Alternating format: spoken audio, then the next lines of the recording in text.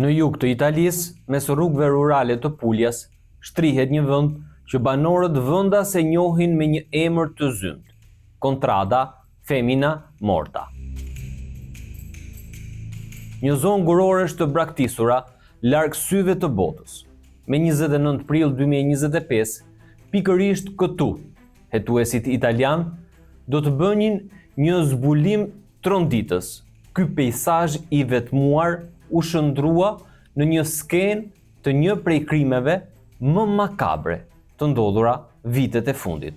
Hetuesit e prokurorisë së Barit dhe skuadrës mobile të Andrias, mes mbetjeve të gomave të djegura, zbuluan këtu në këtë vend një trup plotësisht të karbonizuar, të hedhur brenda kësaj gurore nëntoksore shtufi. Djegja ishte aq agresive sa kishte zhdukur tërësisht tiparet e fytyrës dhe pjesë të gjymtyrëve. Por krimi i përsosur nuk ekziston. Vetëm 3 ditë më vonë, me 2 maj, 2 prindër që ende shpresonin për një lajm të mirë, pasi u thirrën në mjekësinë ligjore për të kqyrur kufomën, njohën një gjerdan dhe një byzylyk që i përkisnin djalit të tyre. Një muaj më pas, testi ADN zbulosi zyrtarisht atë që po dyshonin. Viktima ishte Francesco Di Viesti, vetëm 26 vjeç, një berber i ri nga Barleta.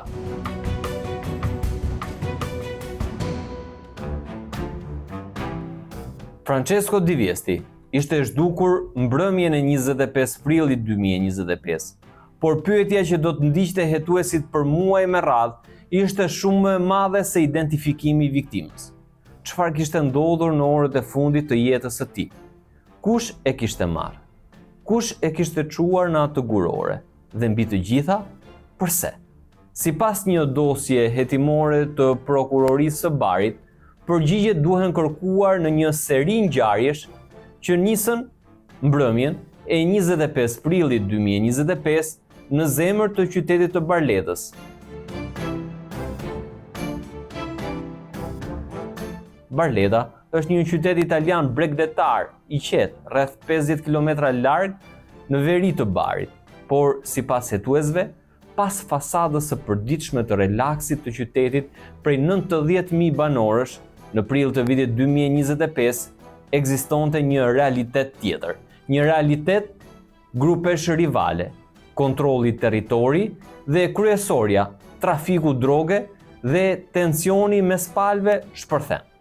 25 prill 2025, dita e çlirimit të Italisë, në rrugët e Barletës, mes aromës së detit dhe zhurmës së kafeneve, njerëzit festojnë, por në këtë ditë pranvere në vitin 2025, në hijet e rrugicave në mbrëmje, një fije e padukshme shkëput. Francesco Di Viesti nuk e di ende, por fati i tij është tashmë i vulosur. Në një lokal të njohur të qytetit, Cafe Bistro, ndodhi një konflikt që në fillim dukej si një sherr i zakonshëm, por sipas dokumenteve hetimore, ai do të shndrohej në pikën e nisjes së një zinxhiri ngjarjesh me pasoja tragjike. Në përplasje përfshihen disa persona të njohur për hetuesit.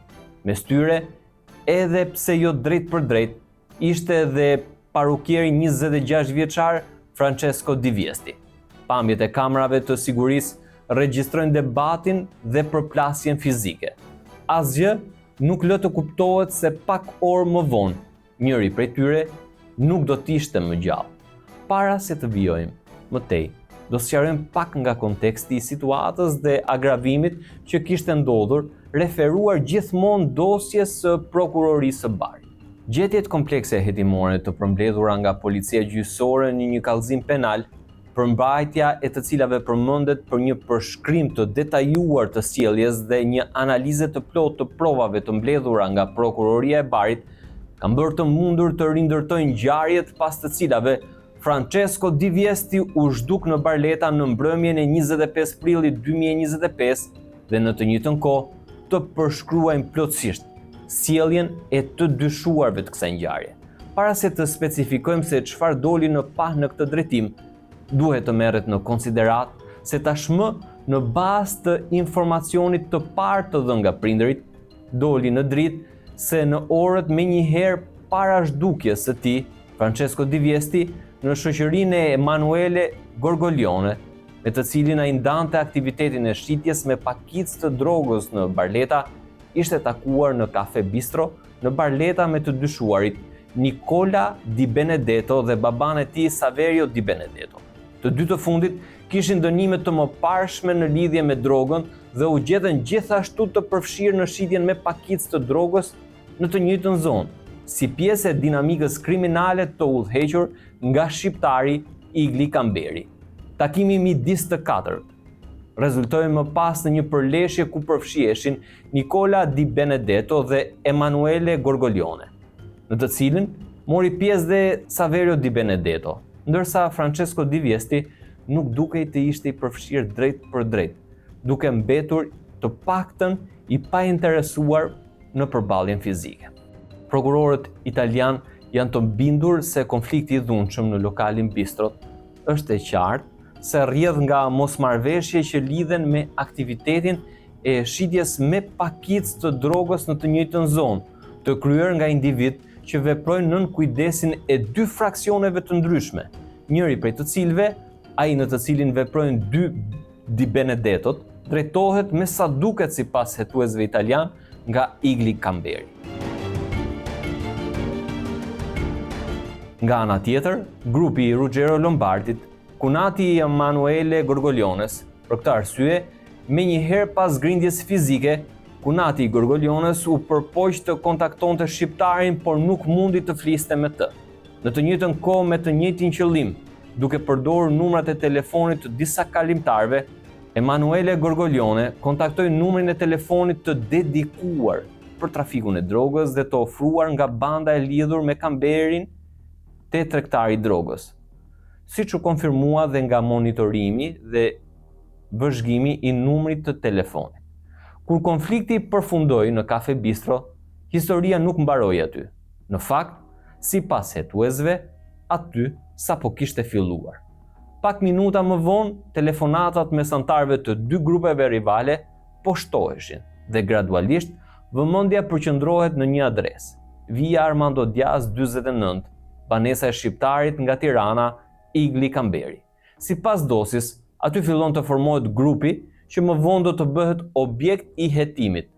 Përgjimet ambientale regjistrojnë tension dhe lëvizje të shumta, nga ajo që ndodhi menjëherë më pas, siç dokumentohet nga dëshmia e disa kalimtarëve, kërkesat për ndërhyrje të marra nga policia dhe karabinierët e Barlettës dhe masat që rezultuan nga forcat e rendit, është e qartë se grindja e dhunshme nuk i kishte shtëruar ende efektet e saj. Aq sa Emanuele Gorgoglione, pasi ishte ndarë fizikisht nga Di Viesti, i cili po largohej vetëm, i fiksuar në kamera në orën 7:42 pasdites në Via Roma në Barletta, u armatos me një revolver dhe një thikë të madhe guzhine. I shtyr nga një qëllim i qartë, hakmarrës, Emanuele kërkoi me turbim dy Di Benedettot, duke u përpjekur t'i kontaktonte ata nëpërmjet telefonit të një kalimtari në një numër të njohur për të, i cili pas hetimeve të mëteshme zbuloi se përdorej për aktivitetet trafikut të drogës që u atribuohen atyre. Lidhur me këtë pikë, deklaratat e bëra me 27 prill 2025 nga dy kalimtar të rastësishëm pranuan se ata u detyruan nga Emanuele Gorgoglione në kërcënimin e një arme që të telefonojnë numrin përkatës rreth orës 8 të mbrëmjes dhe 8:30 të mbrëmjes. Ky numër u kap më vonë si pjesë e një hetimi që po zhvillohej. Provat e mëtejshme vijnë nga arrestimi në flagrancë i kryer nga karabinierët në Barletta, të cilët disa orë më vonë, pak pas mesnate, arritën të arrestonin Emanuele Gorgoglione. Ai kishte shpëtuar një kontrolli pak më parë, gjatë të cilit kishte fshehur pistoletën dhe thikën, dhe nga ana tjetër, këto arma e zjarrit dhe arma e ftohtë u gjetën më pas nga oficerët operativ. Në të njëjtën kohë, në shtëpinë e Iglit Kamberit, ishte instaluar prej kohësh një pajisje përgjimi si subjekt i një hetimi të mëparshëm që po ndiqej nga ana e strukturave të policisë për veprimtarinë e trafikut të lëndëve narkotike. Në këtë kohë, nga përgjimet brenda shtëpisë së Igli Kamberit, u zbulua se Ruggero Lombardi, i njohur si Rino, burri i motrës Emanuele Gorgoliones, kishte kontaktuar në telefon në orën 19:37, pra menjëherë pas sherrit në Kafe Bistrot, që u zhvilluar në orën 19:36 dhe po ashtu në orën 21:46 kishte telefonuar numrin e telefonit që përdorej nga Nevila Kamberi, bashortja e Igli Kamberit, të cilës i kishte kërkuar të fliste me Iglin, i cili megjithatë nuk ishte në shtëpi. Dhe kjo del nga një bisedë e përgjuar ku flet Nevila Kamberi. Rino në telefon më kërkoi që të fliste me Iglin, unë i thash, nuk është në shtëpi. Në këtë pikë, hetuesit besojnë se historia ndryshon natyrë. Nuk kemi të bëjmë më vetëm me një konflikt spontan. Sipas rindërtimit të prokurorisë, po fillon diçka tjetër, një përpjekje për të gjetur personat e përfshirë në konflikt. Në orët që pasojnë, vëmendja përqendrohet te një emër, Emanuele Gorgolione. Sipas hetuesve, pas konfliktit, ai kërkohet nga disa persona, por ka një problem. Ai nuk gjendet dhe ndërsa kërkimi vazhdon, fokusi fillon të ndryshojë. Gradualisht pothuajse pa u vënë re drejt Francesco Di Viestit. Konfirmimi i këtij supozimi është fakti se tek Igli Kamberi, menjëherë pas përleshjes babe birë, Saverio dhe Nicola Di Benedetto i drejtohen atij për ndihmë. Tashmë në orën 8:09 të mbrëmjes, ata arrin në shtëpinë e tij dhe në përputhje me urdhrat e prerë që u janë dhënë atyre me telefon vetëm pak minuta më parë. E janë këtu, e janë në shtëpi, të gjithë në shtëpi, e janë në shtëpi të gjithë. Dhe në përputhje me këtë urdhër, mes një komunikimi të zhvilluar mes Nicola Di Benedettos dhe Igli Kamberit, thuhet që e janë me Saverion në shtëpi. Në këtë pikë, në orën 8:04 të mbrëmjes, menjëherë pasi mbyll telefonin, ndërsa po priste që Nicola dhe Saverio të vinin në shtëpinë e tij, Igli Kamberi u regjistrua teksa shprehej pjesërisht në shqip dhe pjesërisht në italisht zhgënjimin e tij të thellë, duke shprehur sipas hetuesve qëllime të qarta vrasëse. Atyre do t'ju racën. Këtë herë nuk shpëtojnë, betohen. Këtë herë mbërritja e dy Di Benedettove disa minuta më vonë në shtëpinë e Kamberit së bashku me Sofia Kafanjan është e dokumentuar nga imazhet e kapura nga sistemi mbikëqyrjes me video i instaluar nga policia gjyqësore dhe nga përgjimet brenda shtëpisë. Kamerat e drejtuara në hyrje të shtëpisë së Igli Kamberit fikson mbërritjen e Nicolas, Saverios dhe Sofias. Prokurorët italian thonë se roli i Igli Kamberit si udhëheqës është qartësisht i dukshëm në ngjarjet pasuese. Në orën 8:24 të mbrëmjes, siç është fiksuar në kamera, Igli Kamberi largohet nga shtëpia e tij me qëllimin për të gjurmuar dhe ndëshkuar sulmin që grupi i tij kishte pësuar. Në këtë histori, Francesco Di Viesti nuk është personi që kërkohej fillimisht dhe domosdoshmërisht. Të paktën jo sipas rindërtimit hetimor, por me kalimin e orëve ai bëhet figura qendrore. Për familjen Di Viesti, nata 25 prillit do të kthehej në një makth të pafund. Francesco jetonte me baban e tij, Carlo Di Viesti. Në orën 20:10 të mbrëmjes, nëna e tij, Maria Marzocca, ka shkëmbyer mesazhet e fundit në WhatsApp me të. Vetëm pak minuta më vonë, në orën 20:18, Francesco i dërgon një mesazh të fundit të atit nga numri i tij celular. Pas asaj sekonde, ka vetëm heshtje. Kur ora shënoi 21:22 minuta, babaiu përpoq ta telefononte disa herë, por celulari ishte i fikur ose jashtë zonës së mbulimit. Francesco Di Viesti ishte zhdukur pa lënë gjurmë brenda një dritarje kohore prej vetëm 1 orë e 4 minuta. Dhe sipas dosjes, në një moment të mbrëmjes, Francesco Di Viesti ndodhet në shoqërinë e personave që po e kërkonin. Ajo që ndodh më pas është një nga pikat më të debatueshme të gjithë procedimit penal. Qëllimet e grupit të udhëhequr nga Igli Kamberi janë gjithashtu të dukshme nga përmbajtja e një bisede telefonike të përgjuar mes Tezes I Kurti, së cilës në orën 8:41 të mbrëmjes, Nevila Kamberi Buzi sqaroi se burri I saj ishte detyruar të ndryshonte planet e tij pra të mbrëmjes, sepse Nicola Di Benedetto, I treguar si një nga anëtarët e grupit të Igli Kamberit, kishte marrë kërcënime me vdekje nga Emanuele Gorgoglione, I cili I kishte drejtuar të njëjtat kërcënime dhe anëtarëve të tjerë të bandës së udhëhequr nga vetë Kamberi. Pastaj, rreth orës 6:30-7, nuk e di çfarë bëri njëri prej tyre. Ai rrahu një nga këta djem. Ai kishte thënë Nikolës, ti je I pari që duhet të vras, pastaj do të vras ata që vinë pas teje. Në dokumentat hetimore, një orë shfaqet vazhdimisht, 20:57, një orë me peshtë të jashtëzakonshme sepse sipas prokurorisë, në këtë moment ndodh diçka që ndryshon rrjedhën e historisë. Telefoni I Francesco Di Viestit regjistron aktivitet dhe nga analiza e mëvonshme, hetuesit arrin në përfundimin se ai në këtë moment mund të mos ishte më në kontroll të plot të lëvizjeve të tij. Është një moment që do të bëhet një nga shtyllat kryesore të akuzës. Ai ishte Francesco Di Viesti ende I lirë në atë moment, ku po shkonte, apo largohej ai me dëshirën e tij, apo kishte hyrë tashmë në një situatë nga e cila nuk do të dilte më kurrë. Dosja e prokurorisë së Barit përpiqet të përgjigjet këtyre pyetjeve. Një makinë që atë natë do të udhëtonte drejt errësirës dhe që pa e ditur askush, po regjistronte çdo kilometër të rrugës së saj. Në atë moment askush në Barleta nuk e dinte se një seri të dhënash elektronike po fillonin të shkruanin historinë e një hetimi dhe të zbulonin një krim që u projektua si I përkryer. Jashtëzakonisht I rëndësishëm është cilësuar për dokumentimin e lëvizjeve të Igli Kamberit dhe anëtarëve të tjerë të planit kriminal është instalimi nga Departamenti I Hetimit të Barit me 24 prill 2025, një ditë para vrasjes, I një pajisje gjurmimi GPS në automjetin marrë me qerar, I cili u përdor fizikisht nga Antonio Lanote, por në fakt u gjet se ishte në dispozicion të grupit të udhëhequr nga Igli Kamberi.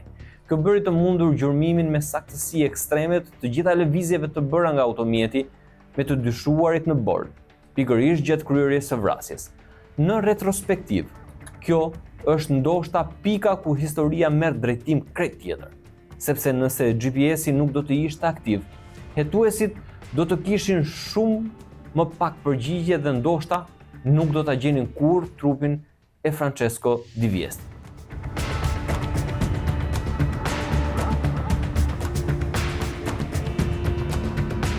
Igli Kamberi, ai së bashku me Antonio Lanoten, Nicola Di Benedetto dhe babajnë e tij Saverion, filluan kërkimin për Emanuele Gorgoglionon dhe Francesco Di Viestin në qendër të qytetit të Barletës, duke filluar nga ora 20:32 minuta. Kjo lëvizje është dokumentuar pjesërisht nga pamjet filmike të marra nga kamerat e drejtuara përpara shtëpisë së tij, nga të cilat shihet qartë se grupi I formuar nga Kamberi dhe dy Di Benedettot arrin në këmbë në Via Capua, në drejtim të Via Cadorna, në afërsi të shtëpisë së Kamberit, ku I kalon makina e drejtuar nga Antonio Lanote. Edhe pse momenti I hyrjes në makinë nga Igli Kamberi dhe babe bir nuk u fiksua drejt për drejt në pamjet e kamerave, nga lëvizja e përbashkët e 4 të dyshuarve në moment me njëherë para nisjes automjetit nga Antonio Lanote dhe largimit të tij me automjetin që përdorte, nxirret logjikisht, thonë prokurorët, se pjesa tjetër e grupit kishte ecur vetëm pak sekonda më parë. Pak pas orës 9 të mbrëmjes, ndalon në një pikë karburanti. Një kamera sigurie regjistron momentin. Për hetuesit, kjo pamje është shumë e rëndësishme, sepse për herë të parë, automjeti lidhet me një person konkret. Shoferi identifikohet si Antonio Lanote. Lëvizjet fillojnë të marrin formë dhe itinerari nis të ndërtohet. Nga ky moment, automjeti largohet gradualisht nga qendra e qytetit. Rrugët bëhen më të qeta, trafiku paksohet, dritat urbane mbeten pas, dhe GPS-i vazhdon të regjistrojë gjithçka. Paralelisht, një pajisje tjetër vazhdon të prodhojë informacion. Telefoni i Francesco Di Viestit. Për hetuesit, ky telefon bëhet pjesa tjetër e puzzle-it, sepse sa herë lidhet me rrjetin celular, ai lë pas një gjurmë. Dhe kur këto pika krahasohen me itinerarin e GPS-it, lind një pyetje e madhe. Apo udhtonin bashkë? Në zyrat e hetimit, specialistët fillojnë të krahasojnë të dhënat. Nga njëra anë GPS-i, nga ana tjetër telefoni i Francesco Di Viestit. Gradualisht shfaqet një lëvizje përbashkët, përputhje që sipas gjykatës nuk mund të injorohet. Sa i përket Igli Kamberit, megjithse nuk u fiksua nga kamerat e karburantit, pra një e tithon hetuesit në makinë, konfirmohet objektivisht nga aktiviteti i përgjimit në numrin e telefonit të Francesco Di Viestit. Konkretisht në orën 8:57 të mbrëmjes, zërat e Kamberit dhe Di Benedettos u fiksuan gjatë një tentative telefonate në numrin e Emanuele Gorgolionës. A e ke kodin për këtë telefon, Save? Rrethana pra e vendos Igli Kamberin, thon prokurorët e Barit, në shoqërinë e Saverio Di Benedettos, në orën 8:57 të mbrëmjes. Si shihet, disa minuta më vonë në orën 21:02, ai u filmua me të tjerët në makinë nga kamerat në zonën e karburantit. Përgjimi brenda shtëpisë së Igli Kamberit dhe gjithashtu prova në këtë drejtim, kur afërsisht në orën 23:07 në Vila Kamberi, duke pritur lajme për atë që po ndodhte, kontaktoi Sabinon, duke kërkuar dhe duke marrë konfirmim se grupi i udhëhequr nga bashkëshorti i saj Igli po ngiste makinën marrë me qira nga Antonio Lanote. Dhe në këtë rast shërben ky përgjim. Në Vila Kamberi, a u larguan me makinën e Antonios? Sabino. Po. Si imazhet nga kamerat që drejtoheshin nga shtëpia e Igli Kamberit, ashtu edhe bisedat e përgjuara brenda shtëpisë së tij dhanë prova të rëndësishme për hetuesit në lidhje me sjelljen e të dyshuarve. Doli se të gjithë anëtarët e grupit në makinën e Igli Kamberit në Renault, me përjashtim të vetëm Saverio Di Benedettos, ishin kujdesur të mos i merrin me vete telefonat celular. Një rrethanë që tregonte sjelljen e tyre të dhunshme, të planifikuar tashmë, për të cilën dukej më e kujdesshme të mos linin gjurmë të lëvizjeve të tyre përmes përdorimit të telefonit celular. Ky informacion del nga pamjet filmike nga kamerat e sigurisë jashtë shtëpisë së Kamberit, e cila filmoi Sabinon në orën 8:32 të mbrëmjes, pasi u nda nga pjesa tjetër e grupit. Ai u kthye në shtëpinë e Igli Kamberit duke mbajtur një çantë krahu, të cilën Antonio Lanote sapo ja kishte besuar. Më vonë, u zbulua se çanta përmbante celularin e këtij të fundit. Në itinerarin që makina përshkruan, ekziston një ndalesë që vazhdon të ngrej ende pyetje për hetuesit. Vila Sazi. Automjeti qëndron aty për rreth 17 minuta. GPS-i e regjistron, por çfarë ndodh në atë interval? Kjo mbetet një nga zonat gri të historisë. Dosja paraqet hipoteza, por jo përgjigje përfundimtare. Dhe pikërisht, kjo e bën këtë segment kaq intrigues. Pas largimit nga Vila Sazi, rruga vazhdon. GPS-i tregon një drejtim të vetëm, asnjë devijim të rëndësishëm, vetëm një lëvizje të vazhdueshme drejt një zone të izoluar, drejt një vendi me një emër të kopshëm që tingëllon si paralajmërim, Femina Morta.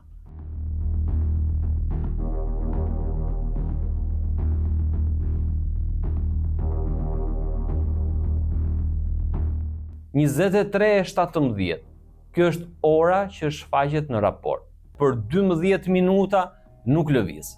12 minuta në jetën e përditshme nuk janë pothuajse asgjë, por sipas rindërtimit të hetuesve italian, në ato 12 minuta ndodhi gjithçka. Dhe kur automjeti do të largohej sërish në orën 23:29 minuta, asgjë nuk do të ishte më si më parë. Në fund të itinerarit, GPS-i nuk tregon se kush qëlloi, nuk tregon se çfarë u tha, nuk tregon se çfarë mendonin personat brenda automjetit, por tregon diçka tjetër, diçka më të thjeshtë, ku ishin, kur ishin dhe për sa kohë. Për hetuesit, kjo ishte e mjaftueshme për të filluar rindërtimin e një nate që do të përfundonte me vrasje. Por Pyetja më e rëndësishme mbetej ende pa përgjigje. Çfarë ndodhi gjatë atyre 12 minutave në Contrada Femina Morta? Një vend ku nuk kalon rastësisht. Nuk është rrugë tranziti, nuk është një zonë industriale, nuk është vend ku njerëzit shkojnë për të kaluar mbrëmjen. Është një territor i ashpër, i izoluar, i fshehur mes guroreve dhe rrugëve të rralla rurale. Natën, errësira është pothuajse totale. Dhe pikërisht kjo është arsyeja pse hetuesit do të pyesnin më vonë pse u zgjodh pikërisht ky vend. 4 ditë më vonë, kur policia arriti në vend ngjarje, u përball me një skenë që lë pak vend për dyshime. Mes mbetjeve të gomave të djegura ndodhet një trup njeriu i karbonizuar. Pranë tij gjenden gozhoja, gjurmë zjarri, mbetje metali dhe element që flasin qartë për një veprim të qëllimshëm. Hetuesit përballen me një skenë ekzekutimi mafios. Në çdo hetim për vrasje ekziston një dëshmitar që nuk flet me fjalë, trupi i viktimës. Dhe në këtë histori, autopsia bëhet një nga provat më të rëndësishme, sepse ajo nuk tregon vetëm si vdiq Francesco Di Viesti, ajo tregon edhe rendin e ngjarjeve që Francesco fillimisht u vra me plumbat e 2 pistoletave të ndryshme, pastaj u doq. Ekspertët identifikojnë 5 plagë nga armë zjarri. Disa prej tyre prekin zona jetike të trupit. Sipas ekspertëve, këto plagë janë të mjaftueshme për të shkaktuar vdekjen. Dhe kjo çon në një përfundim të rëndësishëm. Francesco Di Viesti nuk vdiq nga zjarri. Ai vdiq nga të shtënat. Dhe në vend ngjarje u gjetën 9 gëzhoja, më shumë se sa plagët e konstatuara. Pse? Kjo është pyetja që shtrojnë ekspertët. Analiza balistike jep një përgjigje, sepse nuk kemi të bëjmë me një armë të vetme, por me 2 të tilla.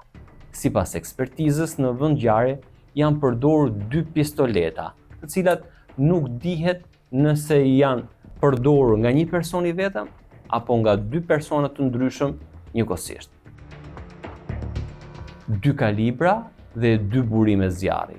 Ky është një element me rëndësi të madhe, jo sepse identifikon autorin apo autorët material, por sepse tregon se ngjarja është më komplekse se sa një përballje mes 2 apo 3 persona. Dhe sipas ekspertëve, nisur nga vendodhja e plumbave, Francesco Di Viesti ka qenë i gjunjëzuar në momentin kur është qelluar me armë zjarri të cilat i kanë shkaktuar vdekjen. Në rrugët e frymarrjes së tij nuk janë gjetur element që do të tregonin se ai kishte thithur tym gjatë djegjes. Kjo do të thotë se zjarri i është vënë atij pasi e kanë vrarë. Një përfundim që ndryshon të gjithë interpretimin e vend ngjarjes dhe e bën më monstruoze këtë histori dhe vdekjen tragjike të Francesco Di Viesti. Përse u doq Kufoma? Një pyetje që vazhdon ta shoqëroj çështjen. Pse mos largoheshin thjesht nga vendi? Pse të ndërmerret edhe djegja e Kufomës? Sipas hetuesve, ekzistojnë 2 arsye të mundshme. E para, shkatërimi i provave. E dyta, mesazhi. Një akt demonstrativ, një mënyrë për të treguar forcë. Pikërisht, këtu fillon të shfaqet koncepti që gjykata do ta quajë vrasje me metoda mafioze e berberit 26 vjeçar.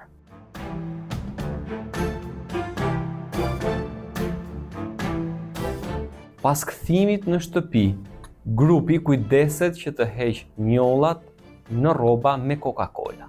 Sapo Igli Kamberi dhe Nikola u kthyen në shtëpinë e shqiptarit, ku Nevila, Sofia dhe Sabino kishin mbetur duke i pritur, u përgjuan nga ana hetuesve një sër bisedash midis tyre, përmbajtja të cilave e bënte të qartë se të gjithë po punonin së bashku për të zhdukur çdo gjurmë që mund të çonte në përgjegjësi për vrasjen që sapo ishte kryer.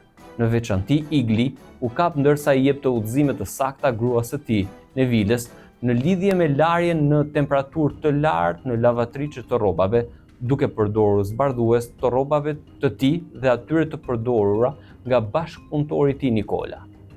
Përfshirë këtu dhe xhaketën e Sabinës, të cilën ky i fundit ja kishte huazuar Nikolës. Më poshtë, Disa nga bisedat e transkriptuara. Igli: Nevila, Nevila, Nevila, eja një moment, e dashur. Hiqi çorapet. Nevila: 60 gradë. Igli: jo, më nxehtë, të gjitha këto, të gjitha. Igli: ku është xhaketa e Sabinës? Nikola: në mes.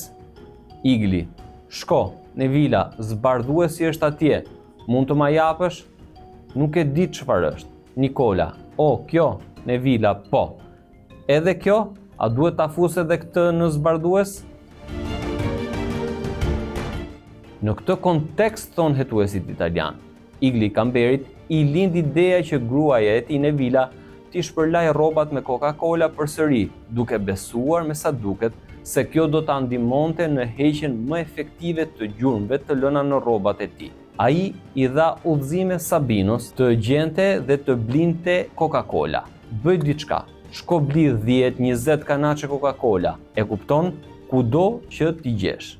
Blerja e kanaçeve të Coca-Colas, thon hetuesit, nga Sabino u dokumentua nga imazhet e kamerave e cila filmonte të gjithë hyrje-daljet në banesë gjatë gjithë kohës. Kamera ka filmuar Sabinon duke u larguar në orën 00:16 dhe duke u kthyer pas 9 minutash, duke mbajtur në dorë një çantë pazari me kanaçet Coca-Cola brenda. Për më tepër, nga përgjimet, ishte e qartë se Igli Kamberi ashtu dhe Nikola kishin nevojë të laheshin dhe të ndorronin plotësisht rrobat, aq sa u kërkuan partnereve të tyre peshqir dhe rrobat e nevojshme për ndorrimin. Disa transkriptime të tjera. Igli Kamberi: na jep 2 peshqir, dashuria ime, 2 peshqir dhe 2 palë të brendshme, një për mua dhe një për Nikolën. Nikola: Sofia, shko në shtëpi dhe më sill një palë të brendshme. Kjo rrethan konfirmohet edhe nga imazhet nga kamerat e drejtuara në hyrje të shtëpisë së Igli Kamberit, të cilët treguan se Sofia Kafana u largua në orën 00:23 dhe u kthye në orën 00:38 duke mbajtur një çantë që kishte rroba rezervë për të dashurin e saj. Për më tepër, e njëjta kamera më pas filmoi të dy të dyshuarit duke dalë nga shtëpia. Nicola Di Benedetto në orën 00:55 dhe Igli Kamberi në orën 00:58, përkatësisht duke dokumentuar se të dy kishin veshur rroba të ndryshme nga ato që ishin filmuar vetëm disa orë më parë. Hetuesit thonë se Nevila Kamberi dyshohet se hodhi rrobat e krimit në kosh. Një element tjetër i zbuluar nga e njëjta kamerë është lëvizja e bërë nga Nevila në orën 12:30 të mëngjesit të datës 26 prill 2025, e filmuar ndërsa dilte nga shtëpia e Iglit dhe vendoste me kujdes një qese të madhe të zezë mbeturinash disa metra larg derës së apartamentit. Megjithse hetuesit thonë se nuk ka prova objektive që të pohojnë se çanta përmbante në atë rast një pjesë të rrobave të përdorura për vrasjen dhe të cilat duhet të hidheshin.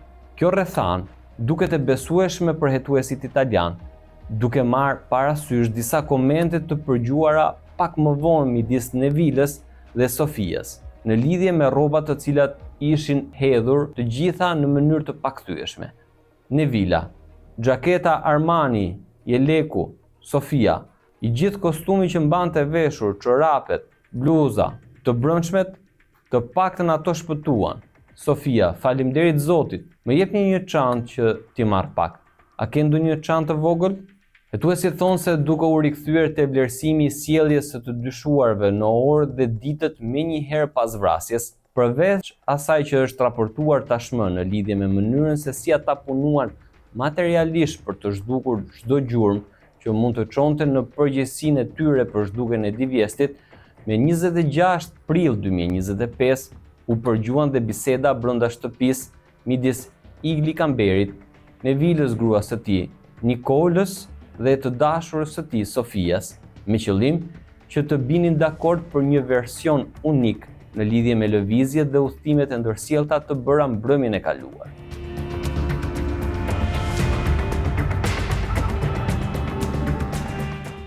Partnerët e tyre përkatëse do të komunikonin me njëra tjetrën duke vepruar si zëdhënës për komunikimet midis Iglit dhe Nikolës, të cilët supozohet të shmangnin kontaktin e drejt për drejt. Përveç asaj që u rindërtua nga aktiviteti hetimor në lidhje me vazhdimsinë e shpejtë të ngjarjeve që ndodhen midis pasditës së 25 prillit dhe ditës tjetër, duke kulmuar me vrasjen e Francesco Di Viestit, elementë të tjerë që konsiderohen me interes për qëllimet e vlerësimit të përgjithshëm të përgjegjësive të dyshuarve janë ato që dolën në lidhje me marrëdhënien midis viktimës dhe Igli Kamberit. Lidhur me këtë pikë, dolën njohje midis Igli Kamberit dhe nënës së viktimës Maria Marzoka, që daton disa vite më parë dhe raportohet sipas saj në informacionin përmbledhës të hetimit, po ashtu u zbulua një marrëdhënie njohje dhe shoqërimi e drejt për drejt midis Francesco Di Viestit dhe Igli Kamberit, si dhe me Nicola Di Benedetton dhe Sofia Kafana. Me shumë mundësi duke marrë parasysh edhe mjedisin e lidhur me aktivitetin e trafikut të drogës në të cilat Igli kishte qenë i përfshirë për disa vite. Në këtë kontekst ton hetuesit me 30 mars 2025, më pak se një muaj para vrasjes, ndodhi një episod seriozisht kërcënues për jetën e Francesco Di Viestit, i kryer nga Igli Kamberit, për të pohuar hegemoninë kriminale të bandës që i drejtonte dhe për të ushqyer fuqinë e saj kërcënuese, të mbështetur nga Giuseppe Dell'Aquila. Igli arriti te Di Viesti pranë Lido Kalos, që ndodhet në plazhin e Barletas dhe duke përdorur dhunë, e çoi në det dhe e mbajti fizikisht me kokën në ujë, sikur donte ta mbyste, duke e futur hapur Francesco Di Viesti në një gjendje nënshtrimi total, thonë hetuesit, aq sa ky i fundit ju lut Iglit që t'i kursente jetën. Kjo ngjarje doli në dritë fal deklaratave të bëra me 28 prill 2025 nga Cosimo Garinella, një mik i Francesco Di Viestit, i cili personalisht dëshmoi incidentin dhe nga deklaratat e bëra nga prindrit e Francesco Di Viestit, të cilët dhanë detaje të dobishme për të përshkruar kontekstin në të cilin u zhvillua incidenti.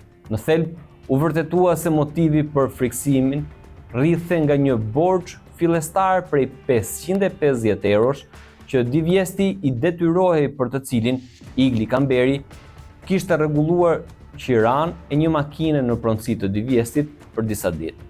Në fund të periudhës së qiras me 29 mars 2025, sipas marrëveshjes së bërë me Kamberin, Di Viesti do duhej të paguante një borxh të mbetur prej 300 eurosh. Megjithatë, në vend që të paguante shumën e mbetur, Di Viesti kishte pretenduar se automjeti kishte përshkruar më shumë kilometra se sa ishte parashikuar në kontratë dhe për këtë arsye ai e konsideronte detyrimin e tij financiar si të shlyer. Në lidhje me këtë episod, veprimet e personave nën hetim, të cilat përbëjnë objektin e akuzës të kësaj kërkese penale dhe trajtohen në mënyrë të posaçme, rezultojnë të dobishme për hetuesit, jo vetëm për të përcaktuar natyrën e marrëdhënieve midis autorëve të vrasjes dhe viktimës, marrëdhënie këto të lidhura ngushtë me përfshirjen e tyre të ndërsjellë në veprimtari të palishme, por shfaqen gjithashtu si shembull domethënës i mënyrave tipike mafioze me të cilat Igli Kamberi administron interesat e tij. Ai nuk heziton, thonë hetuesit italian, të ndërmarrë veprime demonstrative force dhe epërsie si reagim ndaj qëndrimeve që ai konsideron mungesë respekti ndaj personit të tij ose që nuk njohin autoritetin dhe dominimin e tij. Veprimi friksues për më tepër, duke gjetur referenca të shumta në bisedat e përgjuara ambientale në banesën e Igli Kamberit, tregon tashmë se në ditët para vrasjes i dyshuari ushqente një ndjenjë të fortë urrëtie dhe mbledhi ndaj Francesco Di Viestit. Aq i madh, thonë hetuesit italian, ishte ky mbledh, sa ai kishte vendosur ta vriste dhe e qortonte vazhdimisht veten që nuk e kishte bërë këtë që atë mbrëmje, pasi ishte lënë të prekej nga lutjet e tij. Ai duhet të vdiste sonte, vëlla, duhet të vdiste sonte. Ai më tha, Xhaxha, kam një djalta, vëlla, duhet të vdiste sonte, e kisha vrar, e çova te deti, po e mbysja, unë duhet ta kisha vrar këtë. Ti më shton mua para për më tepër? Mua? Duhet ta vrisja fare. Në ditët pas gjetjes së trupit të Francesco Di Viestit, u kryen disa kontrolle me iniciativë të policisë ndaj personave që mund të kishin patur rol në ruajtjen e armëve dhe municioneve që i atribuoheshin Igli Kamberit dhe grupit të tij. Në këtë kuadër, me 15 maj 2025, u kontrolluan ambientet e autogarazhit të quajtur Garazh Firenze, i ndodhur në Barletta, në rrugën Via Firenze numër 16. Nga hetimet kryesore kishte rezultuar se Igli Kamberi dhe Nevila shkonin aty çdo ditë, përfshirë edhe për parkimin e automjetit të tyre. Gjatë kontrollit, u identifikua një skuter elektrik i pajisur me një çantë të fiksuar në timon. Brenda saj, të mbështjella në një çorape, efektivët gjetën 2 fishek dhe bazuar në veprimtarinë hetimore të zhvilluar, këta fishek i atribuoheshin me siguri Igli Kamberit për faktet e të cilit është ngritur akuzë. Në këtë drejtim, është e rëndësishme të theksohet se gjetja në fjalë përveç se dokumenton dhe njëherë disponueshmërinë e municioneve, si dhe të armëve të zjarrit nga ana e Igli Kamberit dhe bashkëpunëtorëve të tij, kishte të bënte me 2 fishek pistolete të markës dhe modelit plotësisht të njëjtë me ato të përdorura gjatë vrasjes së Francesco Di Viestit, predhat e zbrazura të cilave u gjetën në vendin e krimit. Pas operacionit të bujshëm mes Italisë dhe Shqipërisë, ku u zbulua se grupi Igli Kamberit ishte përgjegjës për vrasjen e 26 vjeçarit, nëna e viktimës reagoi pas operacionit ku u zbuluan autorët. Kjo është përgjigja nga shteti që kemi pritur dhe mbërriti pas një viti. Është një kënaqësi e madhe për ne, veçanërisht sepse konfirmon atë që kishim thënë dhe menduar tashmë për të dyshuarit. Do me thënë se ata janë të rrezikshëm. Rafeu Maria Marzoka, nëna e viktimës. Sot kemi dëgjuar, thot ajo, të flitet për mafian shqiptare dhe trafikun ndërkombëtar të drogës, por unë gjithmonë kam të njëjtën pyetje. Çfarë lidhje kishte i mbir me këto gjëra? Duke shpjeguar se 26 vjeçari i cili nuk kishte precedent penal, punonte në dyqanin e të atit si berber apo parukier. Ishte vetë baba dhe nuk dilte natën. Sigurisht, pranon ajo, ai kishte një rreth të njohurish që nuk më pëlqenin, e diskutonin, por roli një prindi është gjithmonë kompleks. Arrestimet për mua dhe familjen time janë vetëm fillimi dhe i falenderojmë policinë, tek e cila kemi patur gjithmonë besimin tonë. Duke rrëfyer gjithashtu se kisha frikë, ashtu si miqtë e Francescos, sepse këta janë njerëz të rrezikshëm, por nuk mund të ndalesha. Më shkullën lëkurën, zemrën dhe nuk kisha alternativë tjetër. Prindërit e Francescos nuk duan hakmarrje, por drejtësi dhe drejtësia vjen nga përcaktimi i së vërtetës. Kjo është faza e parë dhe sapo të jepen dënimet, ndoshta shpirtrat e tyre do të qetësohen. Tha për mediat italiane Michelo Cianici, avokat i familjes Di Viesti. Igli Kamberi u arrestua në bazë të një urdhri europian për posedim kokaine, ndërsa udhëtonte me autobus nga Hungaria në Serbi me 17 korrik vitit 2025. Kamberi, i cili kishte humbur gjurmë që nga 27 prilli në Barletta, u gjurmua në Roske të Hungarisë. Sipas hetimeve të policisë, ai dyshohet se kishte ruajtur 24 kg drogë kokainë në bloqe në një garazh në zonën industriale të Barlettas, në bashkëpunimin me 2 individ të tjerë të 2 shtetas italian, të cilët u arrestuan më pas. Prokuroria e mban Kamberin përgjegjës për transferimin dhe posedimin e kokainës, 11 kg të sekuestruara në dhjetorin e vitit 2024. Akuzat mbështeten nga përgjimet dhe bisedat telefonike, si dhe aktivitetet e vëzhgimit të kryera nga oficer të skuadrës mobile të stacionit të policisë së Andrias dhe koleg nga stacioni i policisë së Barlettës. Një zhvillim tjetër nga hetimet është se një nga antarët e grupit mund të bëhet bashkëpunëtor i drejtësisë. Një antar i grupit, thonë autoritetet në Bari, foli për vrasjen, nga deklaratat e bëra nga Nicola Francavilla, e cila është dokumentuar me datën 15 shtator 2025 si pjesë e hetimit penal të zyrës së prokurorit të Barit. Ky individ, si një bashkëpunëtor aspirant i drejtësisë, paraqiti prova që konfirmonin përfshirjen e të dyshuarve në vrasje. Skema e grupit në Barleta. Janë administruar të dhëna të mëtejshme për veprimtarinë kriminale të trafikimit të lëndëve narkotike, të llojit heroin dhe kokain në kuadër të grupit të strukturuar kriminal e organizuar nga personi nënhetim Ergys Kastrati, i njohur me Nofkën Shkodra, ndaj të cilit është dhënë një mas sigurimi në burg e lëshuar nga gjyqtari i hetimeve paraprake në gjykatën e Barit dhe personit nënhetim Igli Kamberi, i njohur me Nofkën Daja, banues në Barleta, më parë i vënë në masën parandaluese të mbikëqyrjes speciale me detyrim për të qëndruar në vendbanim. Aktualisht ndodhet në paraburgim në burgun e Rebibjas në Rom. Hetimet e kryera për këtë grup kriminal ka mundësuar identifikimin e Ergys Kastratit si furnizues i lëndës narkotike të grupit, duke vepruar si ndërlidhës midis anëtarëve të tjerë të grupit dhe personave të tjerë të përfshirë në trafikun e drogës. Në kontakt të vazhdueshëm është përgjegjës për organizimin, blerjen, kryerjen e transferimeve dhe shitjeve me shumicë të drogës, si dhe ndarjen e detyrave dhe roleve midis të gjithë bashkëpunëtorëve të tjerë, të cilët nga ana tjetër veprojnë si korrier ose ruajtës të lëndës narkotike, armëve dhe eksploziveve, si dhe mbledhjen e të ardhurave të përfituara nga aktiviteti i palishëm i trafikimit.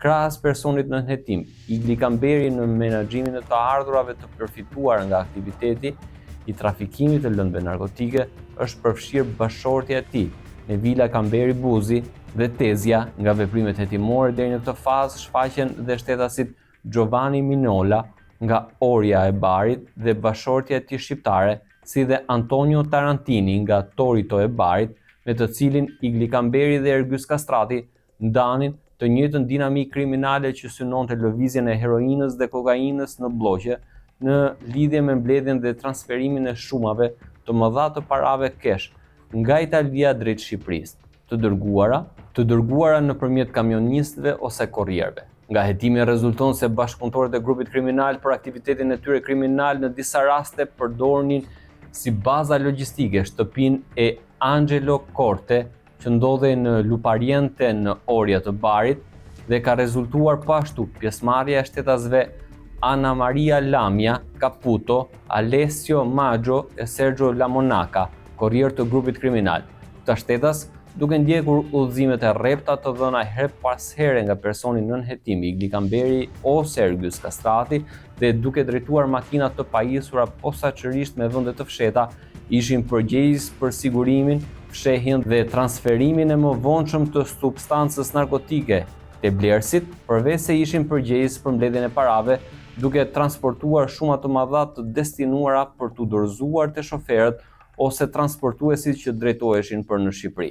Nga veprimet hetimore të kryera si përgjigje telefonike dhe vëzhgimi të dyshuarve, i kryer përmes vëzhgimit, të zbatuara me ndihmën e sistemeve të mbikëqyrjes me video, rezultuese me datën 27 shtator 2024 në Bari, në lokalitetin San Giorgio, hetuesit e policisë kanë arrestuar shtetasin shqiptar Aldo Agenti në mbajtje të 2.7 kg kokain e pastër, 2 pistoleta me numër serial të fshirë e municione me kalibër të ndryshëm. Hetimi dokumentoi se kokaina në dispozicion të agentit ishte pjesë e një furnizimi prej 13 kg të marra disa ditë më parë nga Igli Kamberi nëpërmjet Ana Maria Caputo.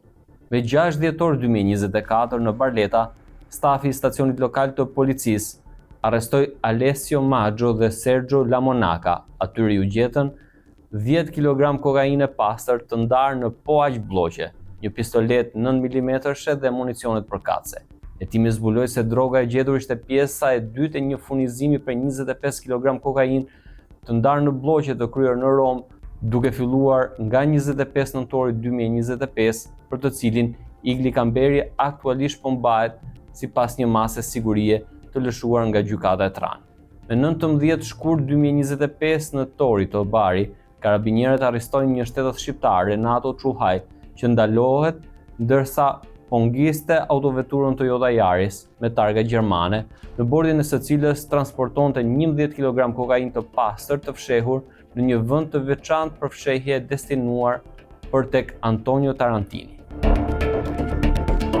Me 5 mars 2025, në mesazhne Në Bari, Guardia di Finanza e Brindisit ka arrestuar Rocco Anguissola, kunati i Giovanni Minolla, i cili pas një kontrolli të automjetit u gjet në posedim të një bloku kokaine të pastër me peshë 1 kilogram të fshehur brenda makinës së tij, ndërsa udhëtonte përgjatë autostradës në drejtim të Brindisit. Në lidhje me këto episode, trafikimi ta të dyshuar janë në hetim nga autoritetet italiane të drejtësisë.